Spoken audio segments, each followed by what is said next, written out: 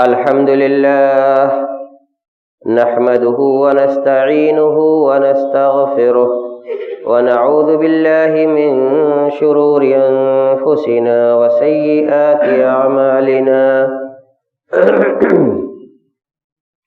من يهده الله فلا مضل له ومن يضلل فلا هادي له وأشهد أن لا إله إلا الله وحده لا شريك له وأشهد أن محمدا عبده ورسوله أرسله بالحق بشيرا ونذيرا بين يدي الساعة فمن يطع الله ورسوله فقد رشد ومن يعصيهما فإنه لا يضر إلا نفسه ولا يضر الله شيئا أما بعد فإن خير الحديث كتاب الله وخير الهدي هدي محمد صلى الله عليه وسلم وشر الأمور محدثاتها وكل محدثة بدعة وكل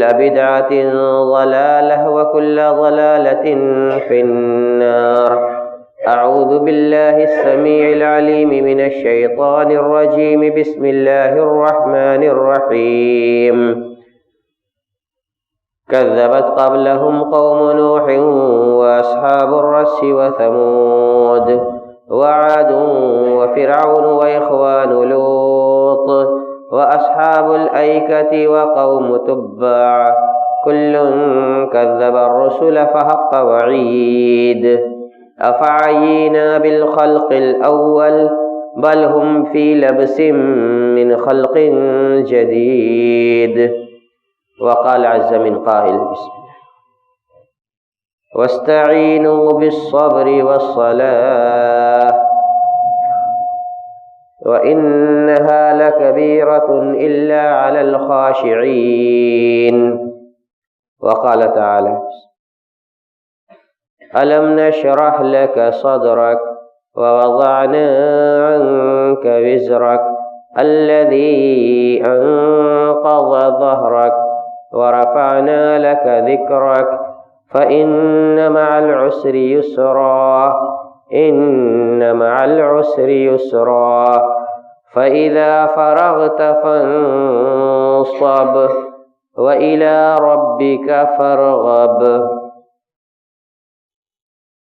محترم اسلامی بزرگوں، نوجوان اسلامی دوستوں، طلبہ کی جماعت، عزیز بچوں، دینی ماؤں اور بہنوں، جمعہ کا یہ دن اسلامی اجتماعیت اور وحدت کے اظہار کا اللہ تبارک تعالیٰ کا ایک عطیہ اور انعام ہے، جس کی طرف اللہ تبارک و تعالیٰ نے سابقہ امم کی بھی رہنمائی کی، اور وہ اس سے غافل رہ گئیں. یہود نے یوم السبت کو، سنیچر کو اپنا لیا، اور نصارہ نے یوم الاحد، اتوار کے دن کو ہفتے کی عید اور اجتماعیت کا دن مقرر کر لیا. اسی لیے وہ گمراہ اور مغضوب علیہم، جن پر اللہ تبارک تعالیٰ کا غضب اور عتاب نازل ہوا، وہ قرار پائے.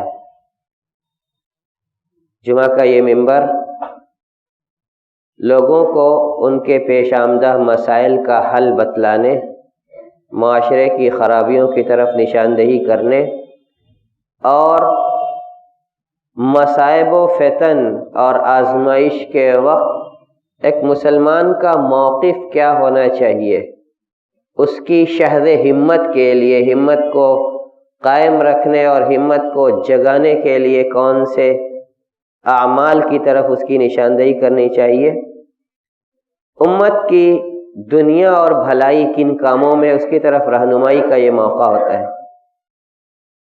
آج مسلمانان عالم کو جو مشکلات پیش ہیں ان کا واحد حل ہم پے در پے خطبوں میں سنتے ہیں، اور ہمیں اب ایک اکتاہٹ سی محسوس ہونے لگی ہوگی کہ ہر خطبے کا موضوع تقریباً یہی کیوں ہوتا ہے؟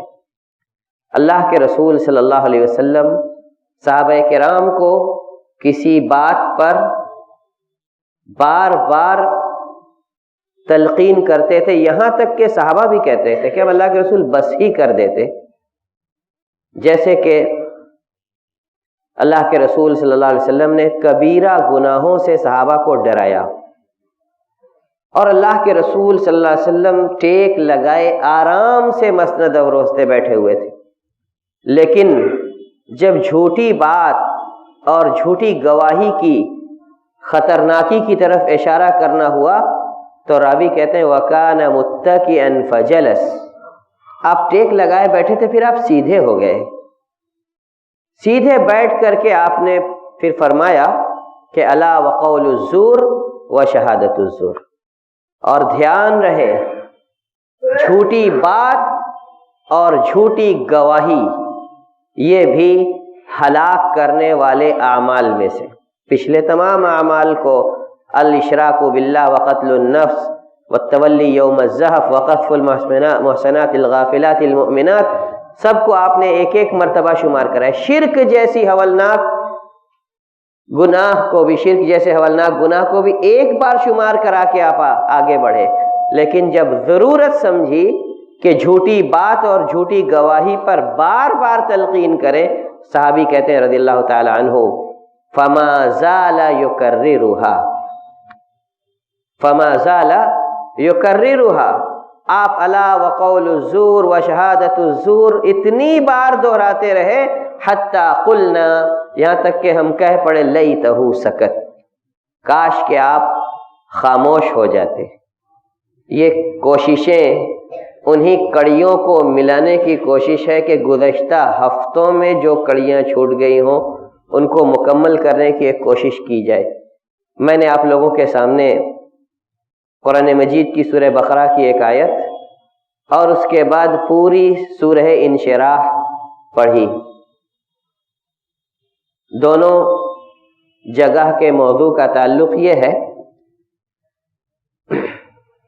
اللہ تبارک تعالی مومنوں سے مخاطب ہو کر کے فرماتا ہے کہ صبر اور نماز کے لیے، صبر اور نماز کے ذریعے سے اللہ کی مدد طلب کرو، اور یہ بہت بڑا عمل ہے. وَإِنَّهَا لَكَبِيرَةٌ، یہ بہت بڑا عمل ہے. إِلَّا عَلَى الْخَاشِعِينَ، سوائے ان لوگوں کے اوپر جو اللہ کی بارگاہ میں گریہ وزاری کرتے ہیں.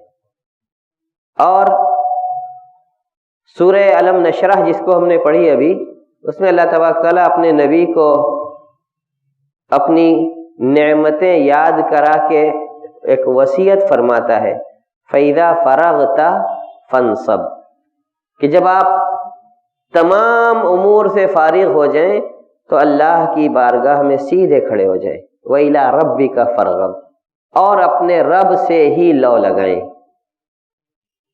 تو ہمیں یہ اللہ تبارک تعالیٰ کا واضح حکم ہے کہ جب پریشانیاں، جب مشکلات آئیں تو ہم دین کی طرف رجوع کریں. ہم نے ابو داؤد کی روایت بھی سنی ہوگی کہ جب پستی، زوال اور ذلت امت پر مسلط ہوگی تو یہ تب تک ختم نہیں ہوگی جب تک ہم دین کی طرف پھر سے توجہ نہیں کریں گے، دین کی طرف پھر سے رجوع نہیں کریں گے. ہمیں اس بات کو ویسے ہی سمجھنے کی ضرورت ہے جیسے عمر بن الخطاب رضی اللہ تعالیٰ عنہ نے سمجھا تھا. تو کہا تھا کہ اعزنا اللہ بالاسلام، اگر دنیا میں ہمیں عزت ملی ہے تو اسلام اپنا کر کے ملی ہے. وَمَهْمَا بَتَغَيْنَا الْعِزَّةَ بِغَيْرِ الْإِسْلَامِ أَذَلَّنَا اللَّهُ، اسلام چھوڑ کر کے جب بھی ہم عزت کی تلاش میں نکلیں گے اللہ ہمیں ذلیل اور رسوا کر دے گا. آزمائشیں گناہوں کی پاداش میں بھی آتی ہیں، دین بیزاری کی وجہ سے بھی آتی ہیں، اور دین کی طرف رجوع اور انابت اللہ کے نتیجے میں اللہ کہاں سے آسانی پیدا کر دے اس کا تصور بندوں کے سمجھ اور ادراک سے باہر ہے.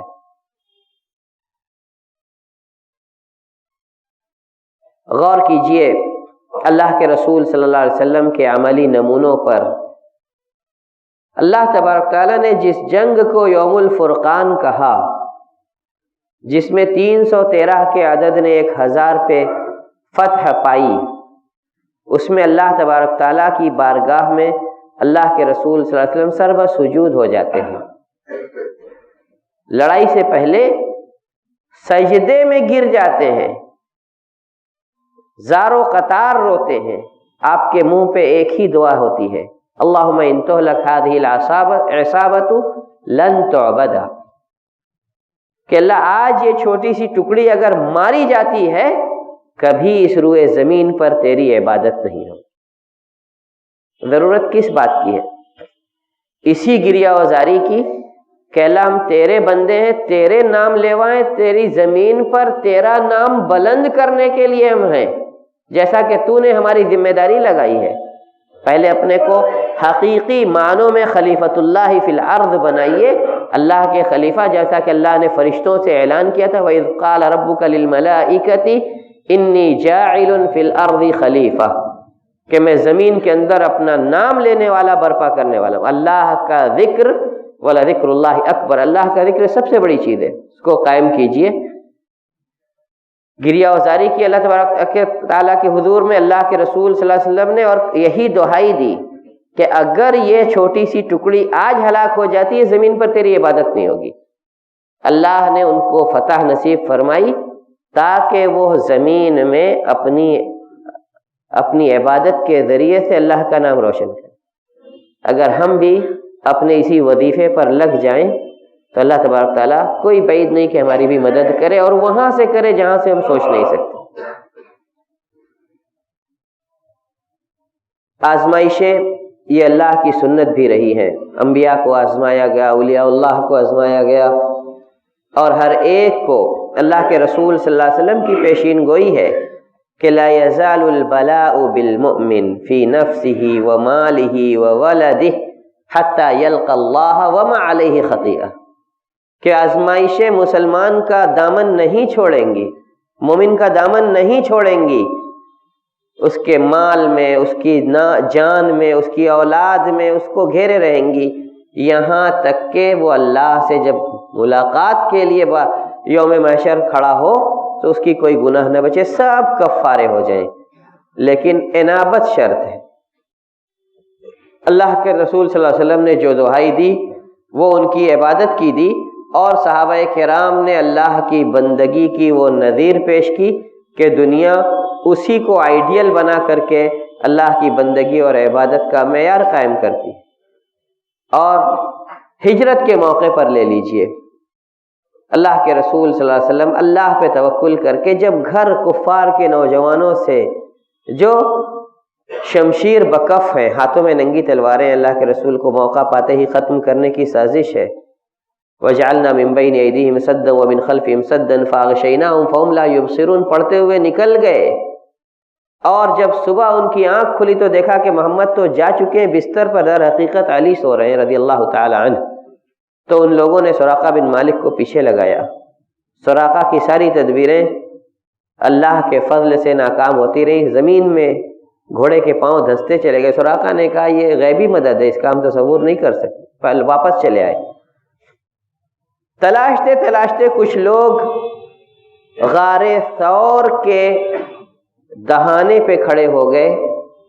حضرت ابوبکر رضی اللہ تعالی عنہ نے اللہ کے رسول صلی اللہ علیہ وسلم نے کہا کہ اللہ کے رسول اگر سر نیچے جھکائیں تو ہم دونوں کو دیکھ لیں گے۔ شدت کا تصور کیجئے، بس دو نہتے افراد اور ایک جماعت ان کی تلاش میں ان کو ڈھونڈتے ڈھونڈتے ان کے ٹھکانوں تک پہنچ چکی ہے۔ اللہ کے رسول صلی اللہ علیہ وسلم بڑے اطمینان سے جواب دیتے ہیں، یا ابا بکر ما ظنک باثنین اللہ ثالثہما، کہ ابو بکر تمہارا ایسے دو افراد کے بارے میں کیا خیال ہے جن کا تیسرا اللہ تبارک تعالیٰ ہو؟ یعنی اگر ہمارا کوئی حامی و ناصر ہے تو وہ اللہ تبارک تعالیٰ ہے۔ اللہ تبارک تعالیٰ کو اللہ کے رسول صلی اللہ علیہ وسلم کا یہ توکل، یہ اعتماد، یہ بھروسہ اتنا پسند آیا کہ قرآن اترتا ہے ثانی اثنین اذ ہما فی الغار اذ یقول لصاحبہ لا تحزن ان اللہ معنا. دو کے دو جب دونوں غار میں ہیں، جب اپنے ساتھی سے کہہ رہے ہیں محمد صلی اللہ علیہ وسلم کہ آپ مطلق غمگین مت ہوئیے، اللہ ہمارے ساتھ. اسی توکل کا مظاہرہ موسیٰ علیہ السلام نے کیا تھا جب آگے دریائے نیل تھا اور پیچھے فرعون کا لشکر تھا. قوم کے لوگوں نے یہی طعنہ دیا تھا موسیٰ کہاں لے آئے. اب جب کہیں بھاگنے کی سبیل نہیں، ہم کو ہلاک کروانا تھا تو آپ کو یہی راستہ ملا تھا. انا لمدرکون، ہم تو پکڑے گئے. موسیٰ علیہ السلام نے کیا پختگی بھرا جواب ہے، کہتے ہیں کلا، قطعا نہیں ہو سکتا. ان معی ربی سیہدین، میرے ساتھ میرا اللہ ہے، مجھ کو ہدایت دے گا.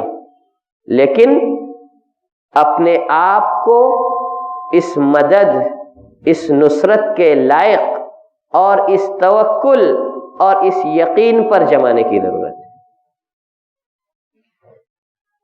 مسند احمد اور سنن کی روایت ہے، بہت مشہور روایت. اللہ کے رسول صلی اللہ علیہ وسلم حضرت عبداللہ ابن عباس رضی اللہ تعالی عنہما کو چند باتیں سکھاتے ہیں. ان میں سے مسند احمد کے الفاظ ہمیں آج کے اپنے اس اللہ کے شکر کے زمانے میں یاد کرنے کے ہیں. اللہ کے رسول صلی اللہ علیہ وسلم حضرت عبداللہ ابن عباس کو ابھی نوجوان تھے سکھاتے ہیں تعرف الی اللہ فی الرخاء، تعرف الی اللہ فی الرخاء یعرفک فی الشدہ.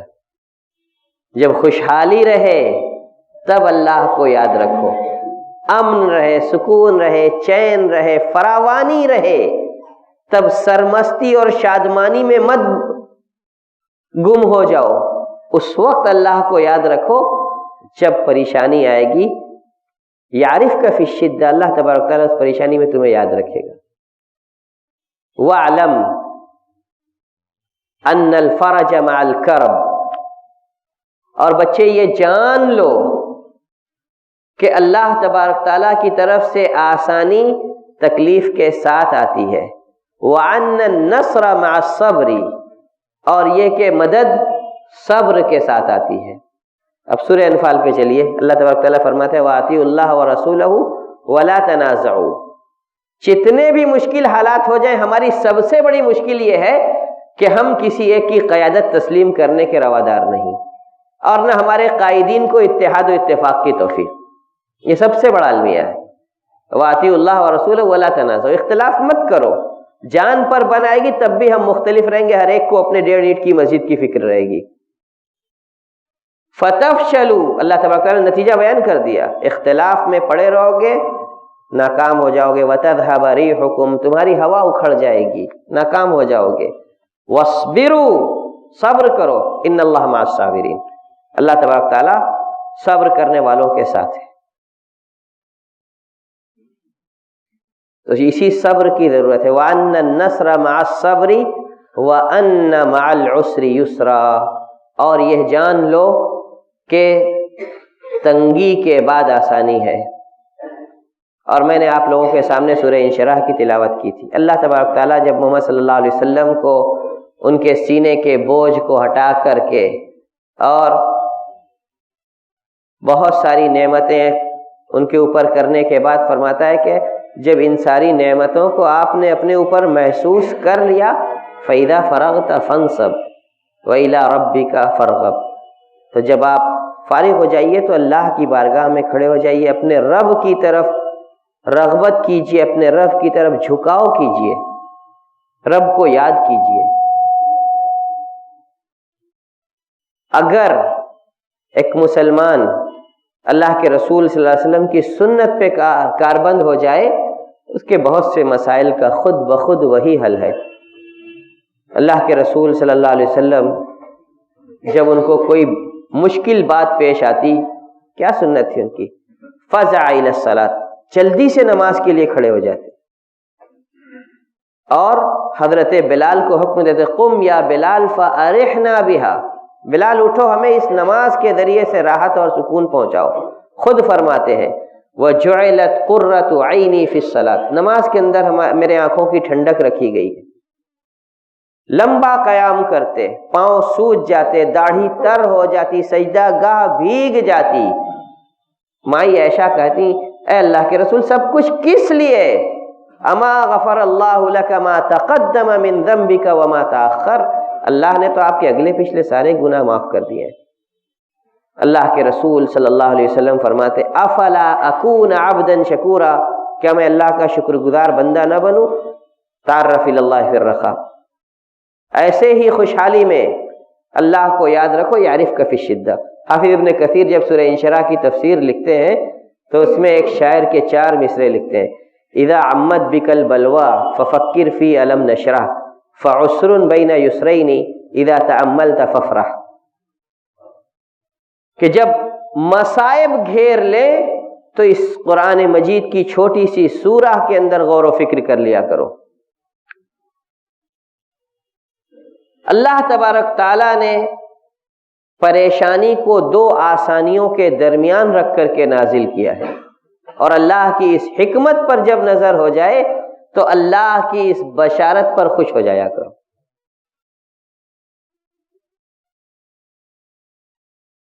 اللہ کے رسول صلی اللہ علیہ وسلم حضرت عبداللہ ابن عباس رضی اللہ تعالیٰ عنہما کو سنن کی روایت کے اندر فرماتے ہیں کہ یا غلام احفظ اللہ یحفظک، اپنی حفاظت چاہتے ہو؟ یہی ہم آج بھی چاہتے ہیں، احفظ اللہ، اللہ کی حفاظت کر لو۔ اللہ جو صمد ہے، بے نیاز ہے، اس کی حفاظت کا کیا مفہوم ہے؟ اس کے فرائض کی پابندی کیجئے، اس کے مستحبات کی فکر کیجئے، اور اس کے مناہی سے، اس کے مکارہ سے اپنے آپ کو بچائیے۔ فرصت ملے تو شہوانی نفس کی فکر کے بجائے رضائے الہی کی فکر کیجیے، بجائے اس کے کہ ہم اپنی خواہشات نفس کو مکمل کرنے کے لیے اپنی فرصت کے لمحات کو استعمال کریں، ہم ان فرصت کو غنیمت جان کر، ان لمحات کو غنیمت جان کر اللہ کی طرف رجوع اور انابت کی فکر کریں۔ احفظ اللہ یحفظک، احفظ اللہ تجدہ تجاہک، اللہ کے احکام کی حفاظت کرو گے اللہ کو اپنے سامنے پاؤ گے، اللہ کی مدد اپنے سامنے پاؤ گے۔ وَاعْلَمْ أَنَّ الْأُمَّةَ لَوِ اجْتَمَعُوا عَلَىٰ أَن يَنفَعُوكَ بِشَيْءٍ لَمْ يَنفَعُوكَ إِلَّا بِشَيْءٍ قَدْ كَتَبَهُ اللَّهُ لَكَ، اور یہ بات اچھی طرح ذہن میں بٹھا لو کہ انسانیت اکٹھا ہو کر ذرہ برابر بھی فائدہ پہنچانا چاہے نہیں پہنچا سکتی۔ ایک ذرے کا فائدہ پوری انسانیت مل کر کے آپ کو پہنچانا چاہے نہیں پہنچا سکتی، سوائے تب جب اللہ نے اس کو آپ کی قسمت میں، آپ کی تقدیر میں لکھا ہو۔ اور اسی کے برخلاف وَاعْلَمْ أَنَّ الْأُمَّةَ لَوِ اجْتَمَعُوا عَلَىٰ أَن يَضُرُّوكَ بِشَيْءٍ لَمْ يَضُرُّوكَ إِلَّا بِشَيْءٍ قَدْ كَتَبَهُ اللَّهُ لَكَ، اور پوری انسانیت تمہیں رائی برابر نقصان پہنچانا چاہے نہیں پہنچا سکتی، سوائے اس وقت کہ جب اللہ نے تمہاری تقدیر میں اس آزمائش کو لکھا ہو، اس نقصان کو لکھا ہو۔ رفعت الاقلام وجفت الصحف، قلمیں اٹھا لی گئی ہیں لوح محفوظ میں، اللہ تبارک تعالیٰ نے سب چیزیں محفوظ کر لی اور صحیفے سوکھ چکے ہیں۔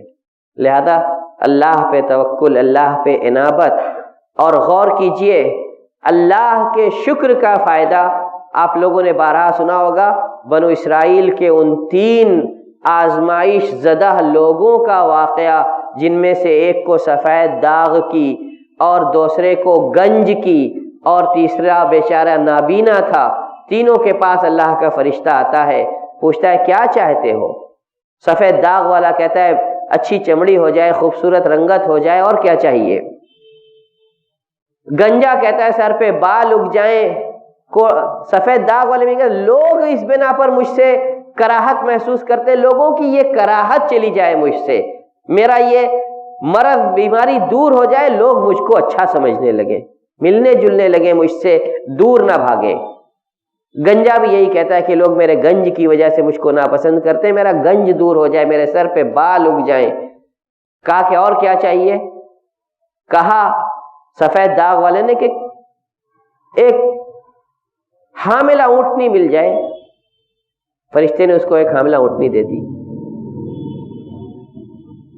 گنجے نے کہا کہ مجھے گائے مل جائے، حاملہ گائے جس کی پردائش کروں، افزائش کروں، میں بڑھاؤں. اس کو گائے بھی مل جاتی ہے. نابینا کہتا ہے کہ میری یہ آنکھوں کی روشنی لوٹ آئے، میں دنیا دیکھ سکوں، لوگوں کو دیکھ سکوں، اللہ کی نعمتوں پر میری نگاہ ہو سکے. ہمیں بھی یہ نعمتیں میسر ہیں، ذرا ان تینوں پر نگاہ کر کے اپنی صحت کی نعمت کی قدر کرنا سیکھیے. میسر ہو گئی. ایک عرصہ بیتا، اونٹ والے کے پاس جس کے سفید داغ کی بیماری تھی بے تحاشا اونٹ ہو گئے، گنجے کے پاس بے تحاشا گائیں ہو گئیں، اور نابینا کے پاس وادی بھر کے بکریاں ہو گئیں. اللہ کا فرشتہ پہلی شکل میں لوٹ کر کے آتا ہے. پہلے اسی چمڑے کی بیماری والے سفید داغ والے کے پاس جاتا ہے، کہتا ہے کہ مسافر ہوں، راستے کے اسباب کٹ گئے ہیں، ایک اونٹ اللہ کی راہ میں دے دیجئے، میں اپنی ضرورت پوری کر لوں، اس پر اپنا راستہ طے کر لوں. اس کو منع کر دیتا ہے اور کہتا ہے کہ یہ سب میں نے اپنی محنت سے کمایا ہے. وہ یاد دلاتا ہے تم ایسے نہیں تھے، انکار کر دیتا ہے. فرشتہ اس پر بد دعا کرتا ہے کہ اللہ تجھ کو تیری پہلی حالت پہ لوٹا دے. بیماری واپس، نعمتیں سلب، بدحالی پھر سے شروع. گنجے کے پاس آتا ہے، اس سے بھی اپنی فریاد رکھتا ہے. وہ بھی یہی کہتا ہے کہ میں نے اپنی محنت سے کمایا، میری کبھی کوئی پریشانی نہیں تھی. دینے سے انکار کر دیتا ہے. اس پر بھی بد دعا کرتا ہے. اس کی پہلی حالت واپس، پھر سے گنجا، گائیں ختم اور بدحالی شروع. نابینا کے پاس آتا ہے، کہتا ہے کہ میں مسافر ہوں، پریشان حال ہوں. کہتا ہے ٹھیک ہے، جو کچھ آپ کے سامنے ہے سب اللہ کا فضل ہے، آپ جو چاہیں لے لیں، مجھے قطعاً گریز نہیں ہوگا. اللہ کا فرشتہ کہتا ہے کہ اللہ آپ کے مال میں برکت دے. میں تو ایک آزمائش تھا جو تمہارے دونوں ساتھیوں اور تمہارے تینوں کے پاس بھیجا گیا تھا. ان دونوں نے اللہ کی نعمت کا انکار کیا، اللہ تبارک تعالیٰ کی گرفت ان کے اوپر نازل ہوئی. تو نے اللہ کی نعمت کو پہچانا، اللہ تیری نعمت کو باقی رکھے اور اس میں برکت دے. لہذا اللہ کی نعمت کی قدر دانی اور شکر گزاری سیکھ جائیے. اللہ تبارک تعالیٰ حالتوں کو پلٹنے والا ہے، ہماری بھی حالت پلٹ دے گا. اقول قولی ھذا واستغفر اللہ لی ولکم ولسائر المسلمین من کل ذنب فاستغفروہ انہ هو الغفور الرحیم.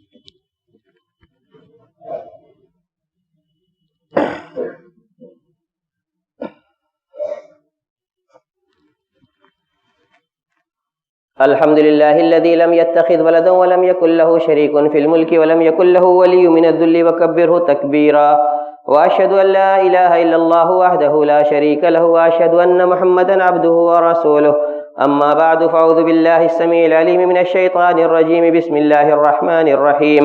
إن الله وملائكته يصلون على النبي يا أيها الذين آمنوا صلوا عليه وسلموا تسليما. اللهم صل على محمد وعلى آل محمد كما صليت على إبراهيم وعلى آل إبراهيم إنك حميد مجيد. اللهم بارك على محمد وعلى آل محمد كما باركت على إبراهيم وعلى آل إبراهيم إنك حميد مجيد. اللهم منزل الكتاب مجري السحاب هازم الأحزاب اهزم الأحزاب وانصرنا عليهم. اللهم انصر من نصر دين محمد صلى الله عليه وسلم واجعلنا منهم، واخذل من خذل دين محمد صلى الله عليه وسلم ولا تجعلنا منهم. عباد الله رحمكم الله، إن الله يأمر بالعدل والإحسان وإيتاء ذي القربى وينهى عن الفحشاء والمنكر والبغي يعظكم لعلكم تذكرون. فاذكروا الله العزيز الجليل يذكركم وادعوه يستجب لكم، ولذكر الله تعالى أعلم.